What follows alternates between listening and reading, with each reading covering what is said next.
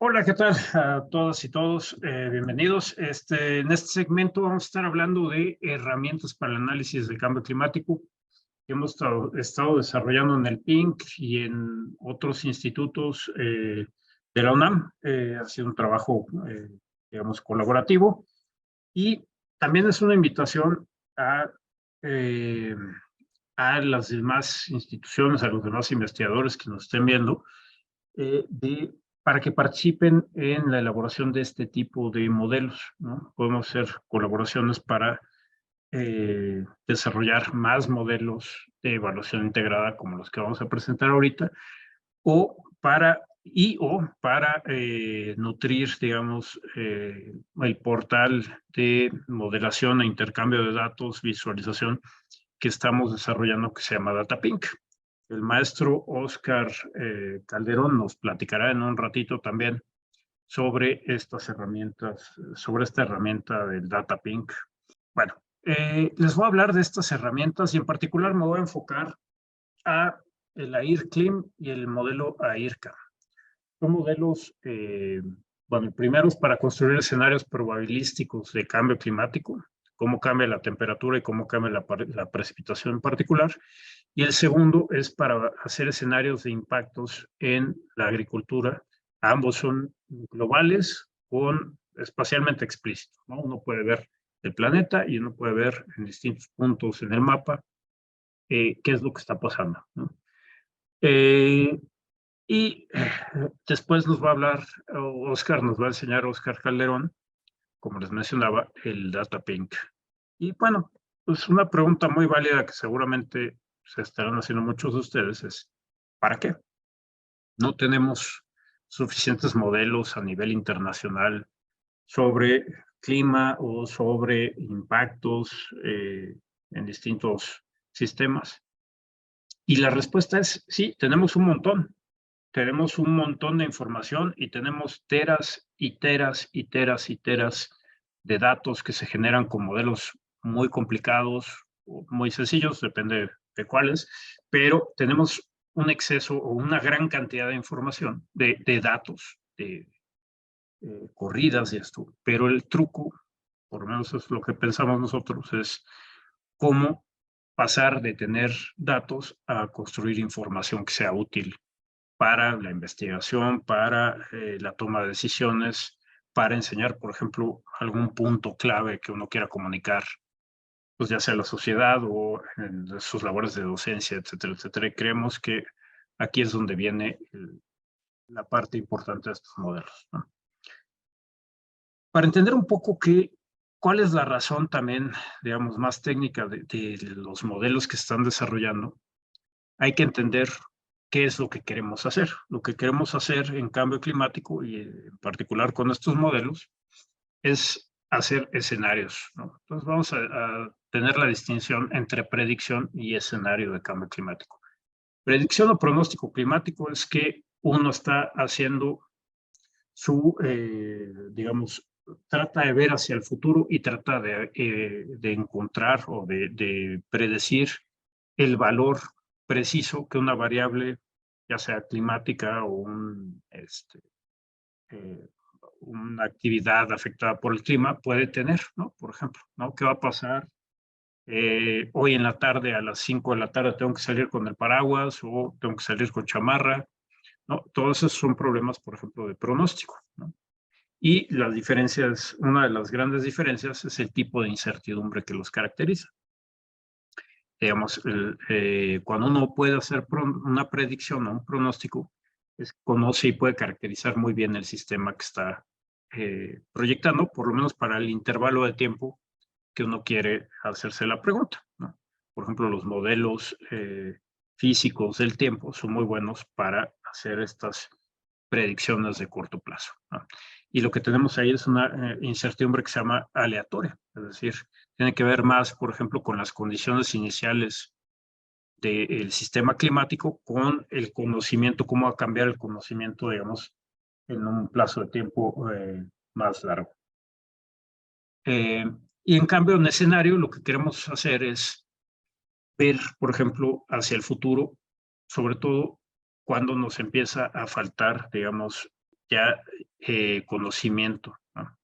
Es la gran diferencia, ¿no? El tipo de incertidumbre que tenemos en cambio climático, en las proyecciones de cambio climático, es que no conocemos bien cómo, por ejemplo, va a reaccionar el sistema o los sistemas, más precisamente, ¿no? No sabemos cómo va a estar la economía de aquí al 2100, ¿no? No sabemos cómo va a evolucionar la población, cómo va a evolucionar la tecnología. Y esas son ya incertidumbres que responden a, digamos, la capacidad de conocer o de tener información sobre cómo evolucionan esos sistemas, ¿no? En esos casos, lo mejor que podemos hacer es construir escenarios, por ejemplo, un escenario de cómo crece la población, un escenario de cómo podría estar la tecnología, cómo podría estar la economía, cómo se daría eso, por ejemplo, la tecnología, cómo depende del nivel de desarrollo económico o del nivel educativo. Todo esto se crea en cambio climático, se crean historias consistentes de cómo va a evolucionar el planeta en las distintas regiones, en todas estas variables, en todas las dimensiones o en una gran cantidad de dimensiones que nos permiten como construir una historia de desarrollo global, ¿no? Entonces, lo que hacemos es, por ejemplo, en escenarios de clima, ¿qué clima correspondería a ese escenario que construimos, a esa historia, a esa posible narrativa de evolución del planeta? Y entonces, bueno, pues el objetivo es muy distinto al del pronóstico. No queremos atinarle al valor de veras, sino que queremos es construir algo que nos ayude a pensar más o que nos ayude a pensar mejor sobre el problema que queremos atender, ¿no? Por ejemplo, impactos en la agricultura o cómo va a cambiar el clima, cómo van a cambiar los extremos, cuáles son los impactos en la economía, cómo deberíamos de adaptarnos, dado todo este tipo y qué capacidad para adaptarnos tendríamos dados todos estos escenarios. Entonces, bueno, esa es la gran diferencia. Los escenarios, cosas que uno tiene que tener en mente cuando trabaja con eso y pues eso, si uno entiende esto, entonces uno entiende qué le puede pedir uno a un escenario o a un modelo en cambio climático, digamos. Una cosa muy importante es que si yo agarro un escenario, si yo construyo un escenario de agricultura, por ejemplo, para un tipo de desarrollo del planeta, unas ciertas emisiones, un cierto cambio en la temperatura, precipitación y otras variables, pues la ocurrencia de ese escenario en particular es básicamente cero, ¿no? Esto lo podemos ver también si uno se pone a pensar de las clases de estadística que uno tuvo en algún momento, seguramente. Si uno tiene, por ejemplo, una distribución normal, por decir una, pues digamos, ¿cuál es la probabilidad de un punto? Pues es la integral de ese punto, y la integral de un solo punto es cero, ¿no? La probabilidad sería cero. Algo así pasa con los escenarios de cambio climático, pero en este caso ni siquiera podemos representar lo que puede pasar en el futuro con una distribución de probabilidades bien definida, ¿no?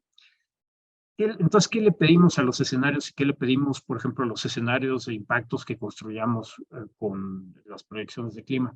Que sean autoconsistentes, que sean posibles y que nos ayuden a pensar precisamente en cosas que nos planteen retos o situaciones difíciles. Para eso hacemos un escenario, ¿no? Difícilmente se va a poner a hacer un escenario y a pensarle mucho de cómo me iría, qué tendría que hacer yo si la vida me sonríe en todos los aspectos. Bueno, ¿no?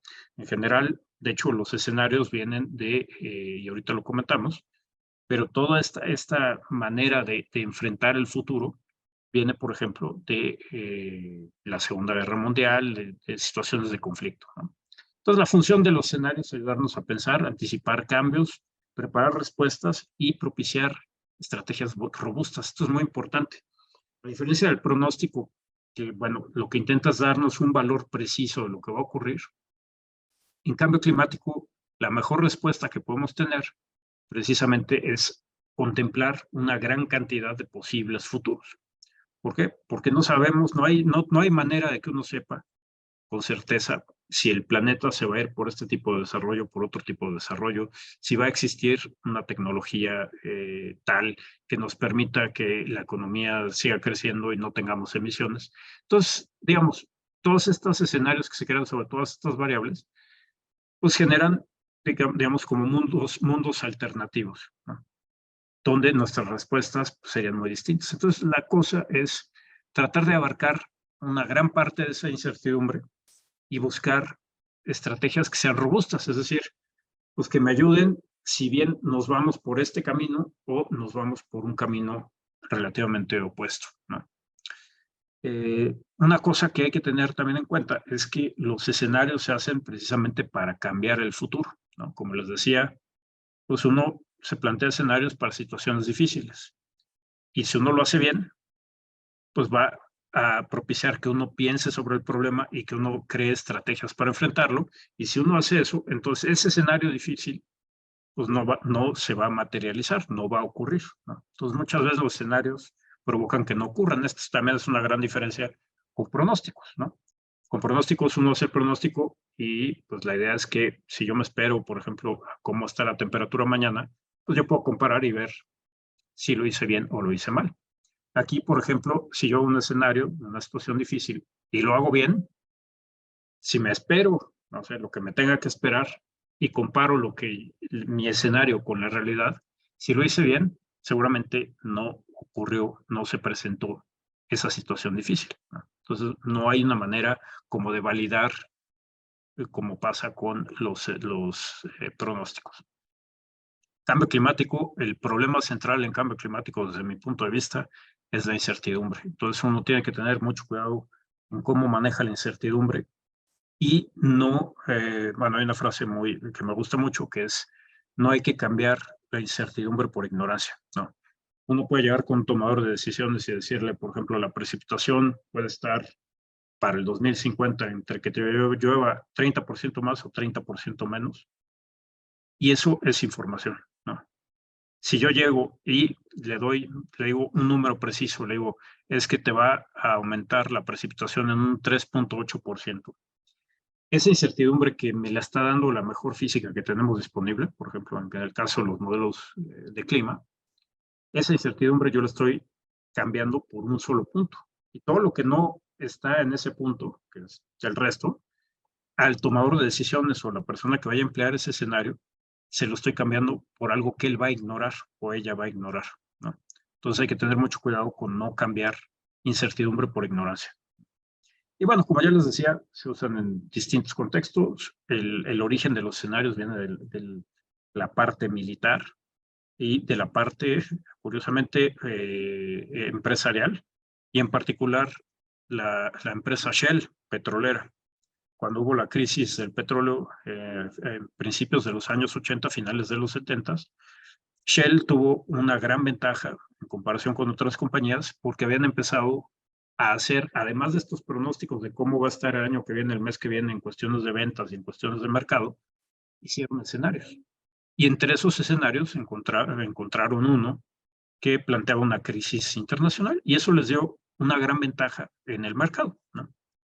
En fin, pero bueno, se usan para muchísimas cosas. Bueno, ahora bien, bueno, de modelos de clima. Hay una gran cantidad de modelos de clima. Si ustedes se pueden ver la gráfica de la izquierda abajo, pues uno puede graficar estos modelos en términos de qué tan complejos son, qué nivel de detalle nos proporcionan y qué tan comprensivos o qué tantos componentes abarcan, ¿no? Por ejemplo, tenemos los modelos de balance de energía, que son muy simples, y de ahí nos podemos ir hasta los modelos del sistema Tierra, que son lo más complicado que tenemos ahorita, ¿no? Entonces, ok, ¿qué modelo vamos a utilizar o qué modelo nos conviene utilizar? Depende de la pregunta y el interés que tengamos. ¿Qué es lo que queremos saber? ¿No? Por ejemplo, en términos de impactos o en términos de adaptación o lo que ustedes quieran, ahí va a determinarse qué modelo tendríamos que usar con qué nivel de detalle y qué nivel de componentes, ¿no? Y bueno, los modelos han avanzado mucho, aquí no me detengo, pero han ido incluyendo cada vez más cosas, más componentes del sistema clima, algunos sorprendentemente de forma muy reciente, ¿no? Y han evolucionado también a darnos información con una mayor resolución espacial y mayor número de capas en la vertical, tanto en la atmósfera como en los océanos. Ahora bien, hay otro tipo de modelos, o sea, bueno, dentro de los que hablamos, hay unos modelos que son los modelos simples y de complejidad reducida, que también nos pueden dar información y nos pueden dar información que de otra manera pudiera ser muy difícil de obtener de los modelos físicos más complicados. Por ejemplo, ustedes están viendo aquí el lado de la izquierda una corrida del modelo ClimRisk, un modelo integrado que se desarrolló aquí en la UNAM para ver impactos económicos y riesgos del cambio climático. Y lo que ustedes están viendo es cómo evoluciona la probabilidad año por año de rebasar un umbral de riesgo, en este caso 4 grados centígrados. Lo que ven en amarillo es que la probabilidad es 1, ¿no? Se está acercando a que es un hecho, digamos, que ocurre de manera cierta. Y ustedes pueden ver cómo evoluciona esa probabilidad. ¿Esto se podría hacer con un modelo de circulación general? Difícilmente, ¿no? Por ejemplo, aquí son, si mal no recuerdo, son 300 realizaciones. Correr un modelo de circulación general 300 veces bajo un mismo escenario de emisiones, pues sería un poco ocioso y sería terriblemente caro, ¿no? Computacionalmente, ¿no? Además que, bueno, pues en países en desarrollo, difícilmente uno van a tener la capacidad técnica, se va a tener esa capacidad técnica para hacer este tipo de corridas, pero la necesidad de información es igual o mayor en estos países. Entonces, una manera de acercarnos a esto es la construcción de emuladores, y hay emuladores muy famosos, de los simplificados muy famosos, como puede ser el MAGIC, que por ejemplo, cuando el IPCC no tiene corridas de modelos de circulación general, utiliza el MAGIC para llenar esos huecos de información. Uno de los modelos que les voy a platicar ahorita es uno que desarrollamos nosotros, que se llama el AIR-CLIM, que permite emular pues ¿cuántos son? 39 modelos de circulación del CEMIP 5, el experimento, digamos, justo anterior al último, todavía no se actualiza, pero en eso estamos. Y ustedes pueden hacer sus propios experimentos, sus propias trayectorias de emisiones y ver qué es lo que ocurre. Ahorita vamos a platicar de eso. Y muy difícilmente, como les decía, pues con modelos de mayor complejidad van a poder tener, por ejemplo, esta gráfica que vemos en el lado derecho inferior. Esto es en qué año estaríamos rebasando, por ejemplo, el umbral de riesgo que uno puede elegir. En este caso, elegimos 4 grados centígrados. Si ustedes pueden ver, bueno, pues hay lugares donde eso ya prácticamente está por ocurrir en esta década o va a ocurrir en esta década. Lugares en México donde eso ocurriría a mediados de este siglo y lugares donde ocurriría todavía más tarde, ¿no? Entonces, bueno, esto, la idea es que nos acerque a construir, digamos, información más relevante para las preguntas que nosotros queramos resolver, ¿no? Esto, bueno, ya lo platicamos un poquito. ¿Cuál es la mejor herramienta para construir escenarios de cambio climático? Bueno, pues en cuestión de la complejidad y cantidad de procesos que incluyen, pues evidentemente lo más avanzado que tenemos a disposición son los modelos físicos complejos, como los modelos del sistema Tierra, los modelos de circulación general acoplados océano-atmósfera, son las más avanzadas, ¿no? Pero no son la única ni necesariamente la mejor manera para generar escenarios regionales de cambio climático, sobre todo si uno está pensando en la parte de impactos, ¿no? Como ya lo mencionamos, depende de la pregunta que se esté abordando. Los modelos más complejos nos dan un realismo, pero a un costo de cómputo y técnico muy alto. Hay restricciones, por ejemplo, para su evaluación de riesgos y política climática. Me explico, por ejemplo, si México quisiera, como alguna vez hicimos un trabajo para el Instituto Nacional de Ecología al respecto, si México le interesa saber qué pasaría si se cumplen las contribuciones nacionalmente determinadas por todos los países que firmaron, ese escenario no existe, no es uno de los escenarios que uno puede ir al repositorio del IPCC y decir, dame ese escenario, no existe. ¿Qué pasa si sobre ese escenario queremos ver si Estados Unidos se sale de estos acuerdos o si China no cumple o lo que ustedes quieran, ¿no? No lo podríamos hacer con un modelo de circulación general, por lo menos aquí en México, ¿no? Pero sí lo podemos hacer con modelos más sencillos. Y si esas son las preguntas de interés, esos son los modelos más importantes para eso, ¿no? Y eso es lo que uno requeriría para hacerlo. Ese es el mejor modelo para hacerlo, ¿no? Bueno, y aquí no me detengo mucho, pero sí quiero que vean dos cosas. Una que tiene que ver con la incertidumbre. La incertidumbre en cambio climático, como decía, es una cosa que define el problema de cambio climático. Y esa incertidumbre viene de los distintos niveles que tenemos que realizar, que tenemos que modelar para tener, por ejemplo, finalmente un escenario de impactos o un escenario de clima. Tenemos que modelar la evolución de la sociedad, por ejemplo, la tecnología, el PIB, la población, qué emisiones van de acuerdo con ese desarrollo. Luego tenemos que meternos en un modelo de clima para ver qué pasa con el clima, si queremos un modelo, proyecciones más, con más detalle, pues a lo mejor un modelo regional, un modelo de impacto, impactos locales y luego ver qué pasa con las opciones de adaptación. Cada paso de estos involucra una creciente incertidumbre. No necesariamente la incertidumbre es más alta en alguno de estos. Digamos, el tamaño de los triangulitos no implica que la incertidumbre que añade ese paso sea mayor o menor, pero que sí hay una cascada de incertidumbre donde se va componiendo y se va haciendo cada vez más grande, ¿no? Y hay otra cosa muy importante para atender problemas como lo que es la evaluación de impactos. Hay que tener en cuenta los distintos niveles de complejidad para hacer una elección, digamos, más óptima de qué herramientas tiene que usar uno o qué herramientas puede usar uno, ¿no? Por ejemplo, si uno se pone a ver cómo proyectamos el futuro, la población, la economía, la tecnología, son modelos relativamente de complejidad baja o media. No son un modelo que trata de reproducir la realidad, sino son simplificaciones muy abstractas, muy estilizadas de la realidad que se utilizan para eso. Pues, digamos, la complejidad de modelación de esta etapa es media o baja. Si nos vamos a la parte que sigue, que es meter esas emisiones a los modelos de clima, ahí pegamos un salto cuántico en complejidad de modelación. Es muy, muy alta. Los modelos físicos de clima, por ejemplo, más avanzados que tenemos, tratan de reproducir un planeta parecido a este, pero con el nivel de complejidad pues, de un planeta real, de un sistema climático real, lo más parecido que se pueda. No hemos llegado ni vamos a llegar nunca, ¿no? Muchos modeladores estarán diciendo cosas ahorita, pero bueno, digamos, se trata de un nivel de complejidad extremadamente alto, ¿no?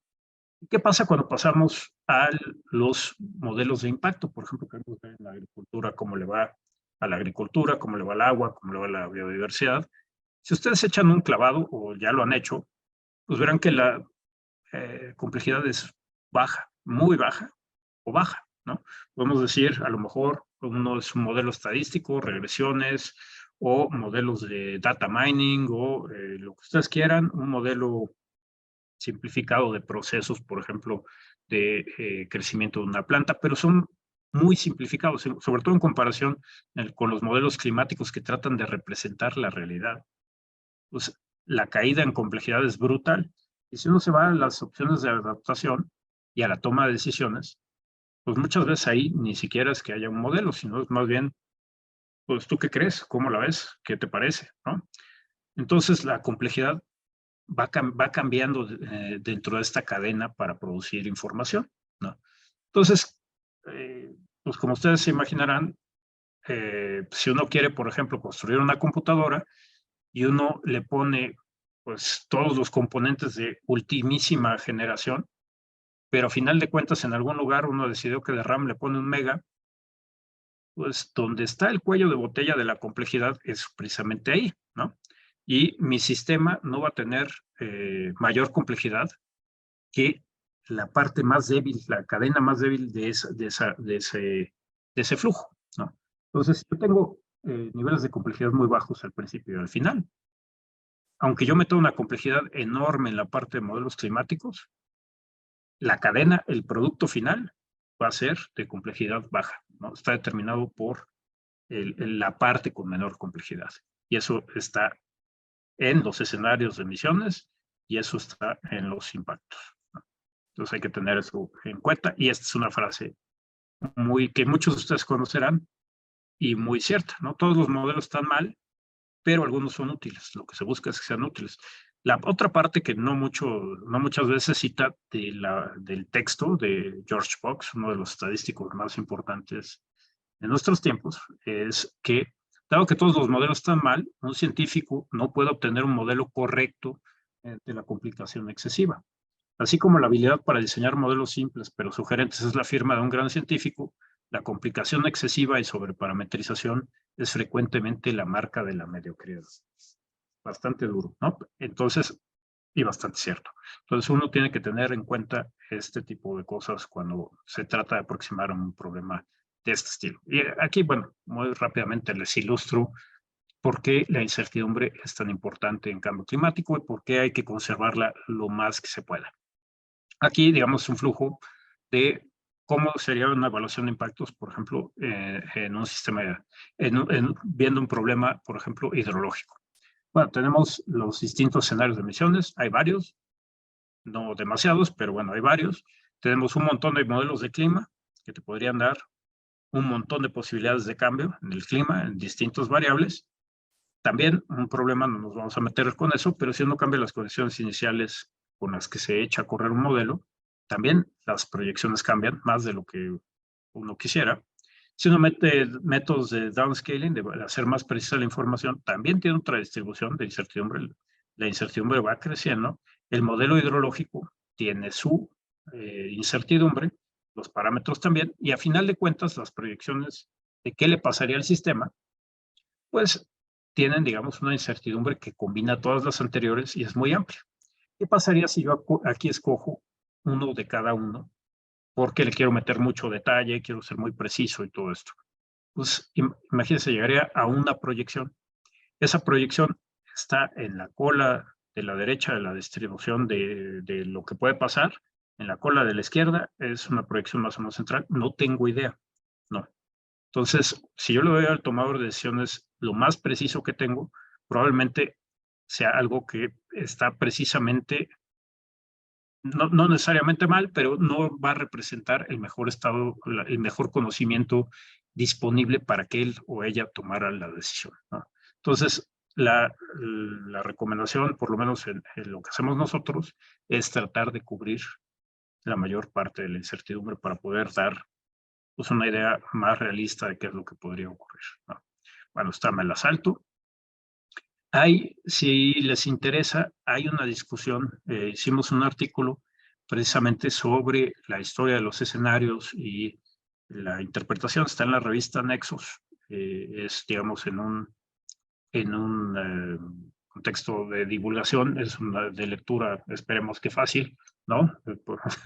Que la redacción no se haya complicado, pero bueno, en fin. Y ahora les voy a hablar directamente del modelo AirClim, déjenme ver cómo vamos de tiempo. Me voy a ir muy rápido. Bueno, ¿qué es el modelo AirClim? El modelo AirClim precisamente trata de tomar esta ventaja de los modelos muy simples, pero que te puedan emular modelos mucho más complicados de lo que tenemos. Y aquí lo que hacemos es una herramienta gratis. Ustedes pueden entrar a la página del PINC y descargarla. Aprovecho para decirles que la semana que viene vamos a tener una serie de 4 talleres como parte del Congreso para el uso de estas herramientas. Por favor, no se la pierdan. Si no lo han visto, entren a la página del PINC, se pueden apuntar. Creo que todavía hay lugares para que participen. Entonces, bueno, lo que tenemos es que uno puede editar las emisiones, uno puede poner las emisiones que uno quiera. Eso los va a llevar a los niveles de concentraciones y de forzamiento distintos que nos da un modelo climático muy simple, pero que es capaz de reproducir lo que nos dicen los modelos más complejos a la fecha en temperatura global, y de ahí emulamos los modelos de circulación general, los patrones espaciales de cambio en variables climáticas para 37 modelos, y de ahí se construyen escenarios probabilísticos de temperatura y precipitación, se crean índices de riesgo para ayudar a la toma de decisiones, y esos, pues bueno, la idea es que se puedan utilizar para ello, ¿no? Entonces, la cosa es que en cada una de estas partes estamos incluyendo la incertidumbre, por ejemplo, en la sensibilidad del clima o la incertidumbre en cómo se representan espacialmente estos cambios. Tiene 6 gases que ustedes pueden jugar con ellos, que ustedes pueden crear distintas trayectorias para cada uno de ellos. Está basado en un modelo muy sencillo, Schneider-Thompson, que modificamos para que precisamente pudiera dar la respuesta que dan modelos más complicados, ¿no? Digamos, tiene una sensibilidad del clima dinámica, que es básicamente el parámetro fundamental en los modelos simples de clima, ¿no? Y uno puede utilizar este modelo, también puede utilizar las corridas del modelo Magic 6 dentro del AirClim, y recogimos, gracias a Víctor Mendoza, algunas corridas del modelo termodinámico que se pueden utilizar en el AirClim. El modelo termodinámico, para quien no sepa, bueno, es el único modelo de clima mexicano y el más importante que se ha hecho hasta la fecha, ¿no? Bueno, no me voy a meter a los detalles, ustedes pueden ir al artículo y verlo, pero tiene su propio ciclo de carbono, tiene unas distintas maneras de calcular las concentraciones y forzamientos que los gases que incluye deben tener. Bueno, aquí es lo que les comentaba, tiene una sensibilidad del clima que es, no está fija, sino que es dinámica y depende de las concentraciones, cómo va cambiando esa sensibilidad y que nos permite reproducir lo que nos dice, por ejemplo, los últimos reportes del panel intergubernamental de cambio climático. Es estocástica de las proyecciones, nos permite abordar una gran parte de la sensibilidad del clima. Y como les mencionaba, si uno se pone a comparar lo que les da el AirClim, por ejemplo, a nivel global, con las proyecciones de los modelos del el quinto reporte de evaluación del IPCC, pues encuentra que tanto la media como el rango, el modelo lo puede reproducir de manera muy cercana para cualquiera de los 4 escenarios de emisiones que se utilizaban en el quinto reporte. Se hacen proyecciones regionales, uno puede ver qué pasa en el mapa, dónde están los cambios, de qué tamaño son para cada punto del mapa, y uno puede emular estos modelos de circulación general que tienen aquí abajo. Se pueden generar índices de riesgo, no voy a saltar esta parte, pero lo pueden ver en el artículo. Y la cosa es que combinamos la información que nos dé el tomador de decisiones, por ejemplo, para ustedes, ¿qué riesgo? Que la temperatura aumente, la temperatura, por ejemplo, de marzo o de junio aumente 2 grados, que aumente 3, que la precipitación aumente o disminuya tanto por ciento. Ustedes pueden hacer eso y pueden hacer los umbrales conjuntos, de que las dos cosas ocurran al mismo tiempo. Una cosa que es, como ya lo mencionaba en un inicio, muy importante, es que ustedes pueden crear sus propios escenarios de emisiones, sus propias narrativas. No están obligados a seguir los escenarios, por ejemplo, del IPCC. Y este es un ejemplo de qué pasaría si nos vamos, por ejemplo, por el escenario RCP6, que se parece un poco a cómo están las negociaciones internacionales actuales. ¿Qué pasa si uno cambia al Acuerdo de París? Digamos, esa sería la línea naranja. ¿Y qué pasa si por razones políticas el inicio de entrada en vigor de los esfuerzos para reducir emisiones de acuerdo con las metas del Acuerdo de París se retrasa 10 años? Tendríamos esta línea gris para los distintos gases. Aquí le estoy enseñando, me parece que es nada más CO2, metano y N2O. Y entonces ustedes pueden construir sus propios escenarios con las características que les permite el AirClim, como por ejemplo, hablar no solo de cambios en temperatura y en precipitación, sino en las probabilidades. Y ustedes pueden contrastar cómo un escenario de política puede cambiar las probabilidades de ocurrencia de las cosas. Ustedes están viendo arriba, por ejemplo, para el 2050 del lado izquierdo y para el 2100 del lado derecho, cuál es la probabilidad de rebasar 2.5 grados centígrados en cada punto de malla. Y cómo va cambiando eso si nos vamos al Acuerdo de París. Ustedes pueden ver cómo bajan las probabilidades de que rebasemos el umbral de riesgo que escogimos y cómo esas probabilidades vuelven a subir si, por ejemplo, nos tardamos 10 años en que cumplamos o que iniciemos las reducciones de emisiones siguiendo las trayectorias del Acuerdo de París. Ustedes también pueden ver, por ejemplo, en precipitación, aquí tienen lo mismo, cuál es la probabilidad, por ejemplo, de que se reduzca al menos 15% la precipitación anual. Lo pueden hacer por mes, lo pueden hacer anual. Y ustedes pueden ver cómo cambian esas probabilidades de acuerdo con los distintos escenarios que ustedes diseñaron y plantearon.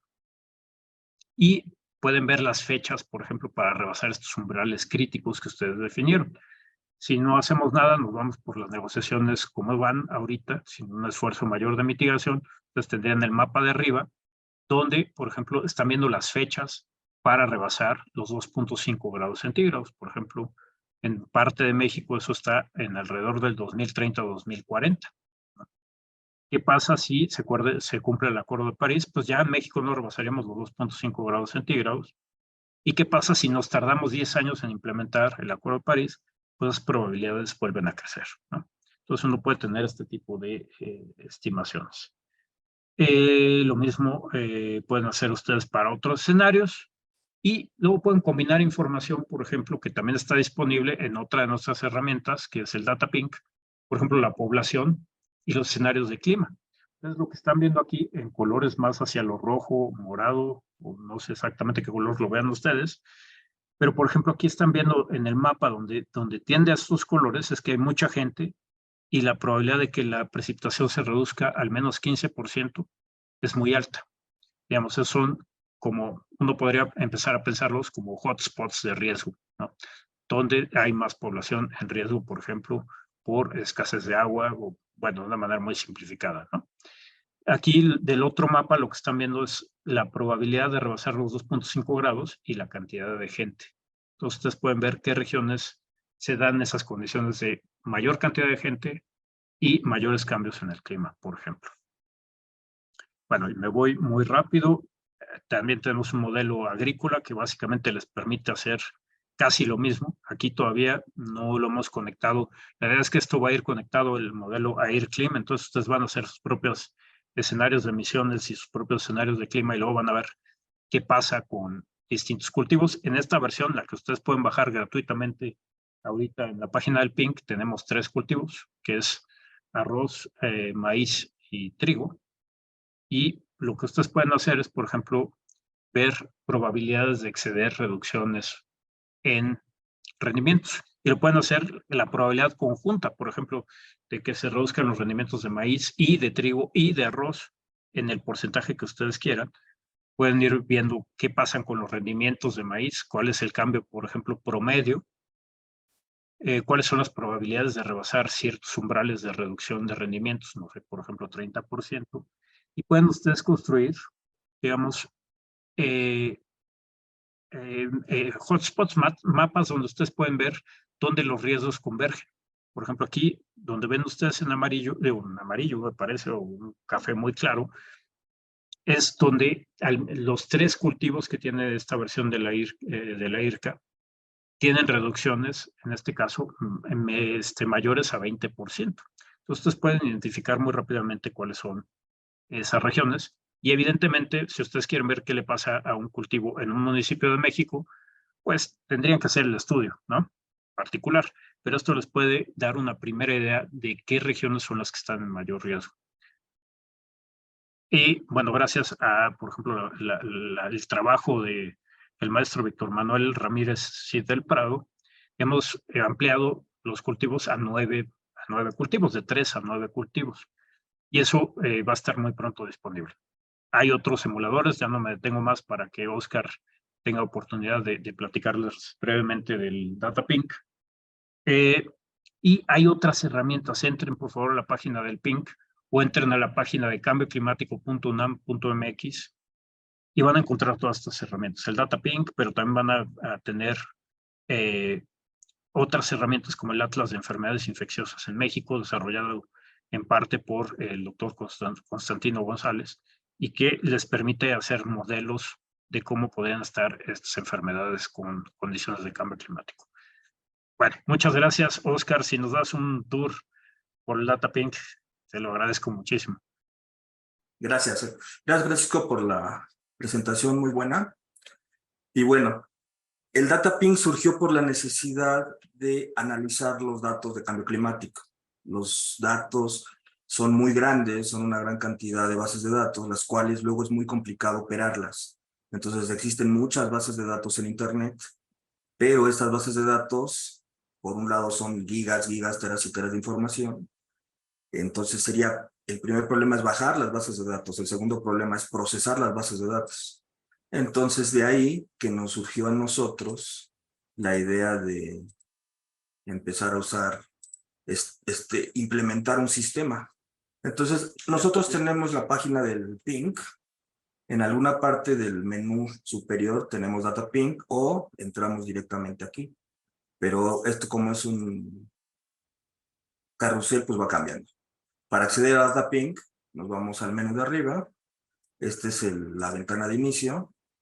Entonces llegamos al Atlas. Este Atlas es una especie de sistema de información geográfico en línea. Lo que se pretende es, a partir de todos los datos, los referenciados que vamos a tener de cambio climático o de impactos de cambio climático en biodiversidad, salud, economía, en cuestiones socioeconómicas, subirlas a esta plataforma y que esta plataforma no nada más sea para visualizar datos, sino para operarlos en tiempo real. Entonces, les cuento rápidamente. Del lado izquierdo voy a tener la selección de la base de datos. Dependiendo de la base de datos va a cambiar el menú superior. Y este menú superior voy a tener la forma de acceder a mi base de datos de cada tema, ¿no? En este caso, vamos a empezar con los escenarios de circulación, los modelos de circulación global. Vamos a tener actualmente 36 modelos. Aquí tenemos la lista.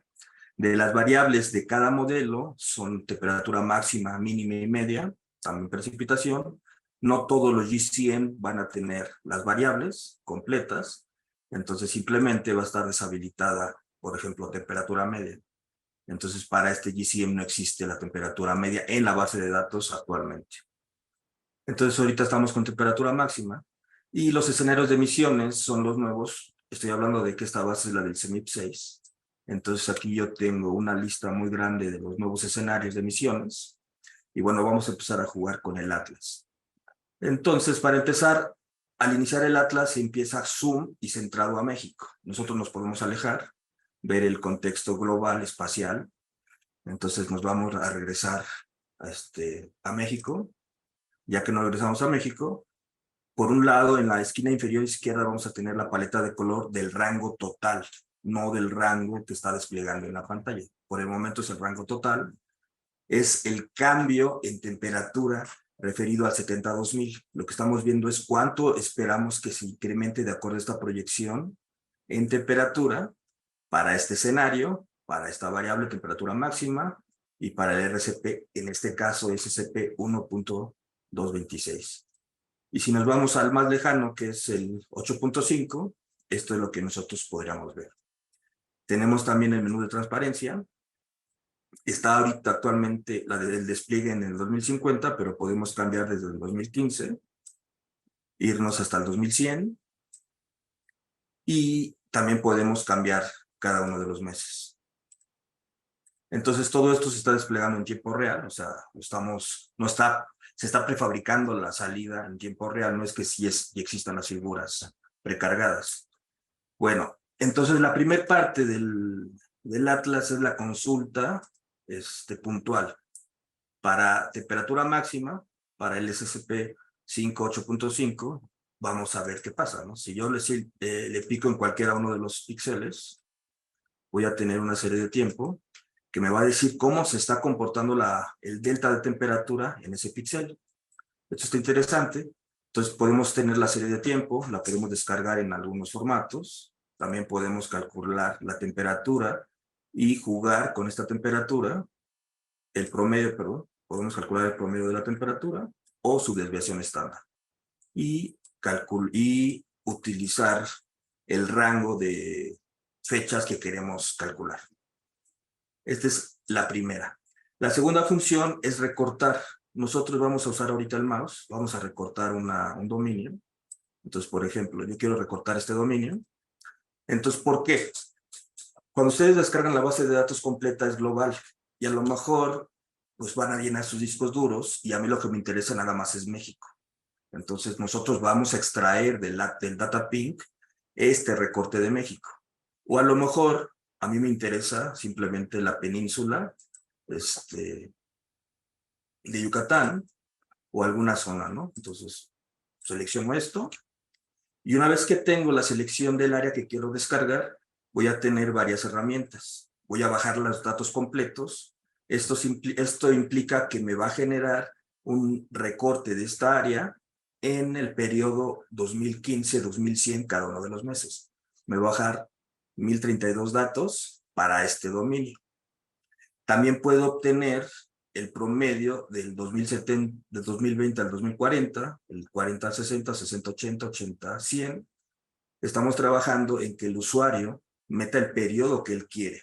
Por el momento estamos nosotros utilizando estos 4 periodos, 4 horizontes futuros, pero repito, el usuario en algún momento va a poder teclear el periodo que a él le interesa. Si yo le pico aquí, me va a descargar un NetCDF. Aquí está el NetCDF, si se dan cuenta, se genera el recorte muy rápido, me extrae la información y simplemente lo guardamos, ¿no? Entonces, bueno, ahorita le voy a cancelar porque no tenemos tiempo. Y en serie de tiempo, si yo le pico en serie de tiempo, lo que me va a arrojar es en tiempo real el cálculo de la serie de tiempo de este dominio. Acabo de recortar el área centrada de la península de Baja California con Sonora, un poco de mar, un poco del sur de Estados Unidos. Lo que va a hacer es sacar el promedio para cada paso de tiempo y me va a poner el promedio en un punto, para el siguiente mes el otro valor, entonces voy a tener una serie de tiempo de esta área. Otra de las grandes herramientas que tenemos es calcular los bioclimáticos también en tiempo real. Entonces igual seleccionamos nuestra área, ya la seleccionamos. Actualmente son los mismos 4 periodos, pero en algún momento lo que queremos es, ¿sabes qué? Pues quiero yo un periodo que sea 2021 al 2033, por ejemplo, pues el usuario lo va a poder indicarle al servicio que quiere ese tiempo, ese recorte. Entonces simplemente le doy clic y esto es más tardado porque ya está haciendo más operaciones, le está sumando la climatología 70-2000, los deltas de temperatura máxima, mínima y precipitación, se lo suma a mi WorldClim.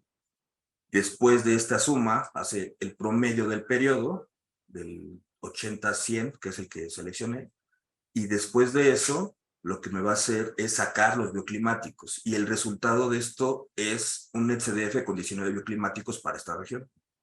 Entonces, esto sería el DataPing, tenemos más variables. Bueno, nos regresamos a esta, vamos a cerrarla.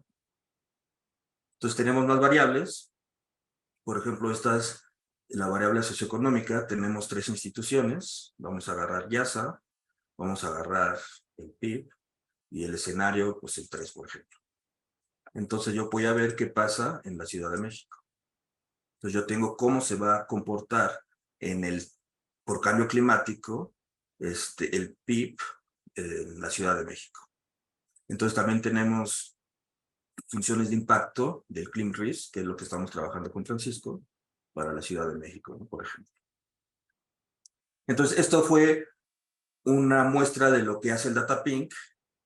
En la semana que viene vamos a tener 3 talleres de software, el lunes, martes y miércoles. El miércoles vamos a ver cómo se leen estos mapas, ¿no? Vamos a descargar, vamos a hacer un ejemplo de descarga, ya que lo tengamos en nuestra computadora, pues lo vamos a visualizar con herramientas de visualización como Panoply, y también vamos a hacer un ejercicio muy sencillo en donde ustedes no van a programar, simplemente van a ver el código en el cual le sumo yo WorldClim y cómo utilizar nuestros insumos del DataPink para sus propios servicios, su propia investigación.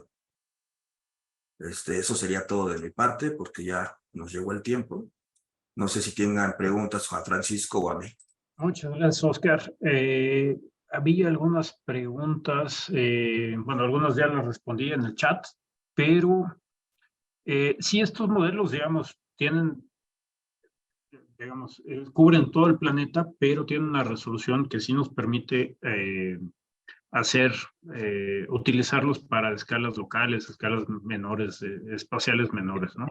De hecho, en el taller seguramente lo van a ver con Oscar, y ahí de hecho se pueden mostrar algunos artículos y trabajos que hemos hecho precisamente para ver qué pasa, por ejemplo, en el Usumacinta o qué pasa en distintos lugares de México, ¿no?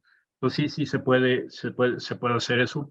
Otra cosa pues que ya lo dijimos, pero quiero decirlo otra vez, que son herramientas gratuitas que están disponibles a todos, y evidentemente, bueno, la semana que viene vamos a tener estos talleres y vamos a estar haciendo talleres de una manera más regular para el uso de estos modelos, que además, pues como mencionaba al principio, es una cosa que va creciendo, que vamos a estar tratando de incorporar más, digamos, temas, más aspectos de cambio climático en la modelación.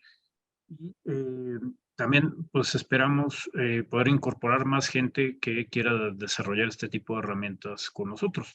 Uno de los objetivos es empujar las capacidades de modelación en México y en particular en estos modelos de evaluación integrada. Entonces, no sé si hay algún otro comentario o alguna pregunta. Hay una más en el chat de preguntas y respuestas. Ya. Minerva Telles. Muchas gracias, Minerva. ¿Alcanza este modelo solo a gran escala o puede aplicarse? Bueno, esto ya lo platicábamos ahorita. Se puede hacer a nivel regional y se puede hacer a nivel mucho más local que eso, ¿no? ¿Puedo trabajar con el área de Chiapas y Guatemala en el DataPink? Sí, claro que sí. Y les digo, también, pues, si en sus instituciones les interesa y hay gente, digamos, una cantidad de gente relativamente grande, podemos hacer otros talleres, digamos, dedicados a ciertos aspectos o ciertas instituciones también, ¿no? La idea es que se utilicen y que tengamos todas estas herramientas pues que sirvan para la toma de decisiones, para la docencia, para la investigación. Pues bueno, pues si no hay más comentarios, dudas o preguntas, pues terminaríamos este segmento aquí.